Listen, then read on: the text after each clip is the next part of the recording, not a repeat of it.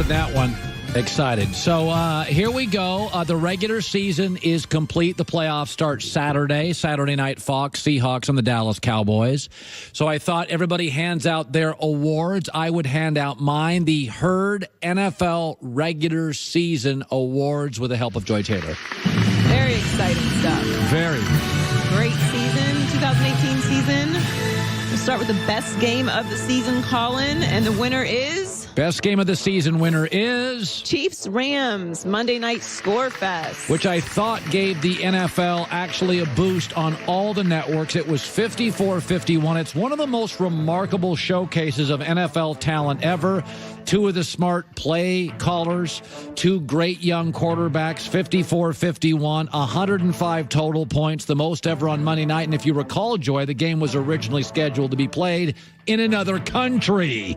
And by the end of the week, they moved it to Los Angeles, which was also going through some tragedies in Thousand Oaks. And with the fires, that's the best game of the year, Chiefs-Rams Monday Night Score Fest. All right. Next category is the most shocking game of the season.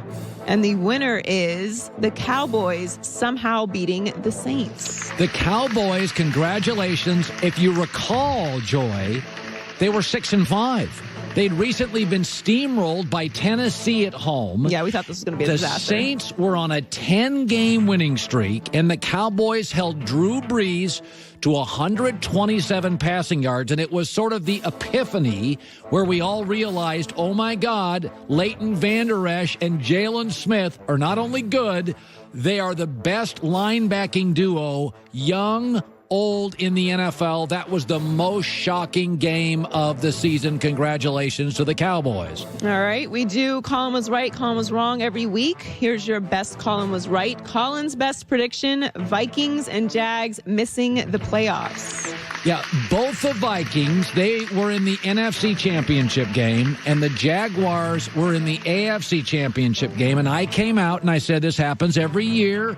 Sometimes teams catch lightning in a bottle. I do not believe Kirk Cousins is a major upgrade at quarterback, and I don't buy into the limitations of Blake Bortles and now the chatty Jags.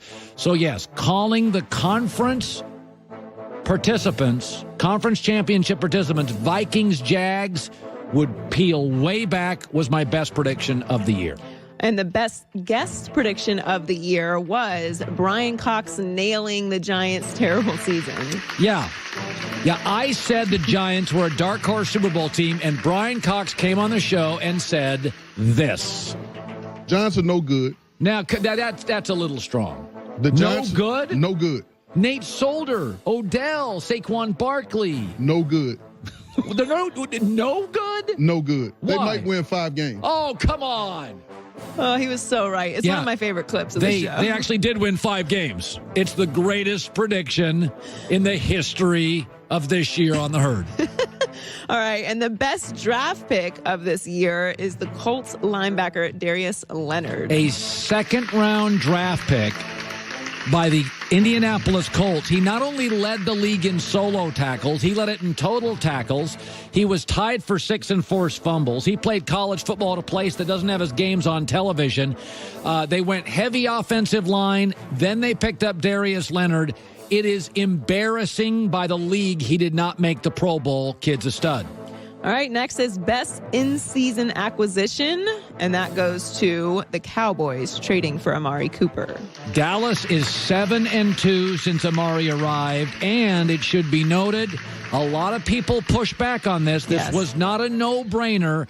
Dak Prescott has improved in every offensive passing category since the move. And again, they gave up a first-rounder. Dallas got a ton of heat for doing that, and it changed the course of not only the season, but Dak Prescott's career.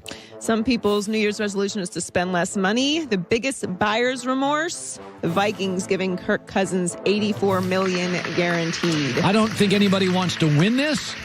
So no congratulations to the Minnesota Vikings, but this is the buyer remorse of the year. Sunday against the Bears at home. It's the classic win and you're in playoff performance. He threw for 132 yards. He is a small quarterback who in Washington, there is a reason they kept franchise tagging him. They didn't think he was a guy who could build around. The Vikings did. Probably should have stayed with Case Keenum. And there you have a disappointing Viking season. All right. The player who made you look the most wrong goes to Lamar Jackson. Congratulations. I said I thought he and Josh Allen were not ready to start in this league. Lamar is 6-1 as a starter. He led the NFL in quarterback rushing yards. I went and watched him live to see if it's for real. He has been totally composed. You cannot take over a football team and own a locker room unless you're totally committed and incredibly coachable. I don't remember a quarterback. Baker Mayfield's mostly exactly what I thought. Accurate, cocky, and good enough to win some games. This kid's performance wins the player that made me look the most wrong. All right, I don't think anyone wants to win this next one, but the biggest disappointment of this NFL season is the Green Bay Packers.